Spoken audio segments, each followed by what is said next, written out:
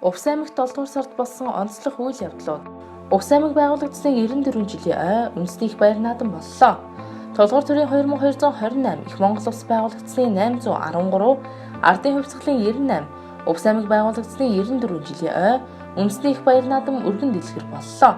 Наадмын үеэр шагаан харваачдын тэмцээнд 18 багийн 40 гаруй харваачид оролцсон бол 128 бүх барилдаж 8 насны морь уралдсан өргөн дэлгэр сайхан наадам боллоо. Бөхмөрөн сумын засаг даргын хамаан газрын шинэ байрыг улсын комисс хүлээж авлаа.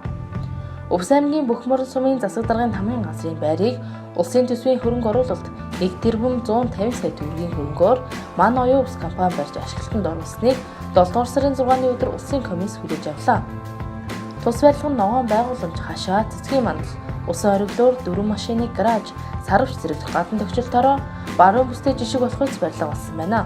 Төрийн байгууллагын ажлын зохион байгуулалт архив албан хэрэг хөтөлбөрийн урьдчилсан үзлэг явагдлаа.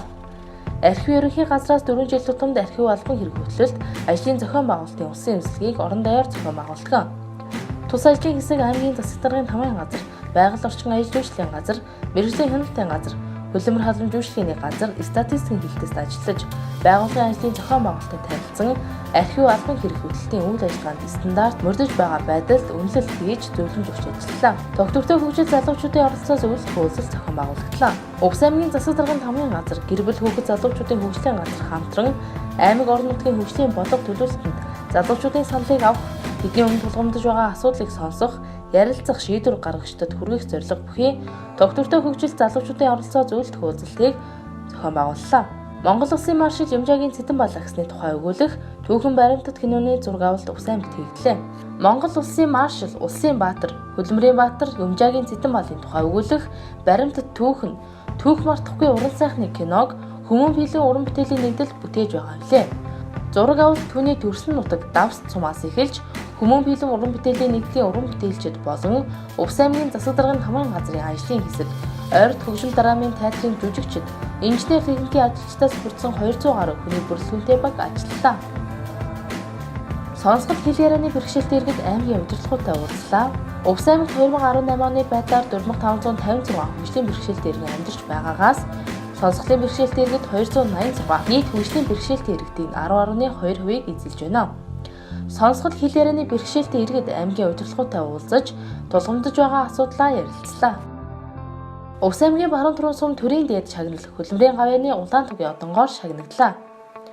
Увс аймгийн баруун түрүүн сум үүсэж байгуулагдсны 60 жилийн ой, сумд газар тариалангийн үйлдвэрлэл үүсч хөгжсөний 90 жилийн ой арга хэмжээ өргөн дэлгэр боллоо. Нээлтийн арга хэмжээнд Монгол Улсын ерөнхийлөгчийн хамаан газрын төлөөлөл оролцсон Монгол Улсын ерөнхийлөгчийн зарилгаар Увс аймгийн баруун түрүүн сум хөлбөмбөрийн гавьяаны улаан тугийн одонгоор шагнагдсан тухай зарилгийг танилцуулж, шагналыг гардуулж өгч Монгол Улсын ерөнхийлөгчийн мэндчилгээг уламжлалаа. Түргэн сумын сургуулийн 80 жилийн ой тохиолоо. Монгол Улсын анхны тэргүүний бага сургууль болох Түргэн сумын сургуулийн 80 жилийн ой энэ онд тохиолоо. Түргэн сумын сургууль нь анх 1939 онд хавцлын бомб зуны тэнхимд үйл ажиллагаа явуулж эхэлжээ. Түүнчлэн 1969 онд улсын анхны тэргүүний бага сургууль болж байсан төвхтэй. Энэхүү эрдэнэ эргүүнээс улс орныхоо хөгжил цэцгэлтэнд хүч чадлаа зориулж нэр алдраа түгээсэн олон сайжуур төрөг гарсан байдаг. Сум болон өрхийн эмнэлгүүдэд тоног төхөөрөмж гартууллаа.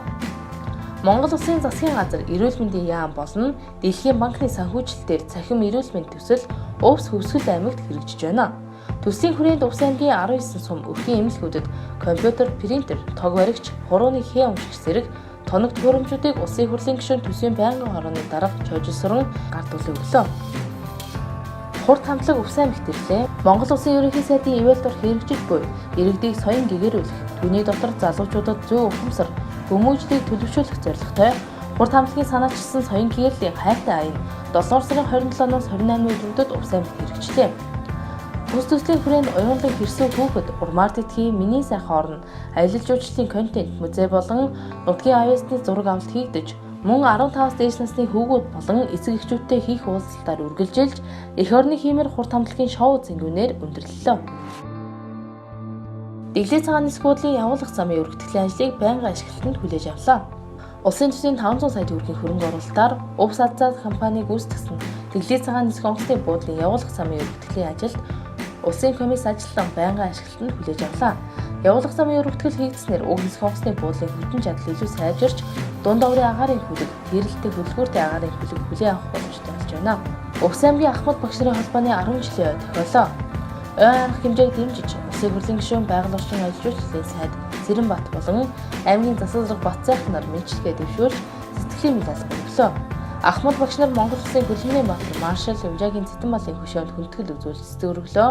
Ойн хүрээнд дурсамж уулзалт 2019-ийг зохион байгуулж багш нарын тулгамдж байгаа асуудал шийдвэрлэх арга зам, залуу багш нарт арга туршлагаа хуваалцах зэрэг олон асуудлуудыг Ахмад багш нар зөвлөлд нь ярилцлаа.